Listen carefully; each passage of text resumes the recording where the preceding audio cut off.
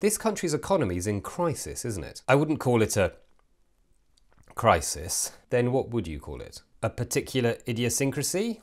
An anomaly? A singularity? You're saying the economy is a black hole. Is that what that word means? I've always wondered. People up and down the country are scared, Minister. Well, they don't have to work with her. I mean, there's no need to be scared. Do you really think that will reassure people? Well, it should. Listen to me. Everything is just fine. And it's probably worse in Japan. Do you regret anything in the mini-budget? We've taken decisive action. We've always said we have to be prepared to take the wrong decisions in the interests of the country. I mean, Minister? Look, I think we're all forgetting who the real villain in all this is.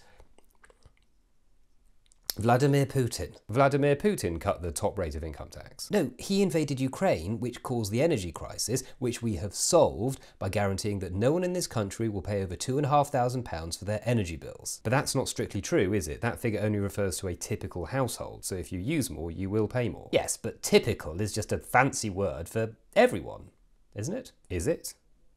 The point is that people can go into this winter not worrying about their energy bills, and instead worrying about inflation, their pensions and their mortgage bills. But at least they'll be nice and warm as they do that. Look, it's going to be a tough winter, but we are focused on growth. We need this economy to be producing jobs for the future, like cyber butlers or Conservative leaders of the opposition. You say you want growth, but it's all of the unfunded tax cuts and massive borrowing that's spooking the market. Well, they'll feel a lot better when we reveal our iron discipline in spending. Iron discipline. Yes, it's not just the title of my favourite film, it's also what we'll be doing to public sector budgets. It sounds a lot like you're bringing back austerity. I don't accept the premise of your question. That wasn't a question. Yes, of course. Is this a question?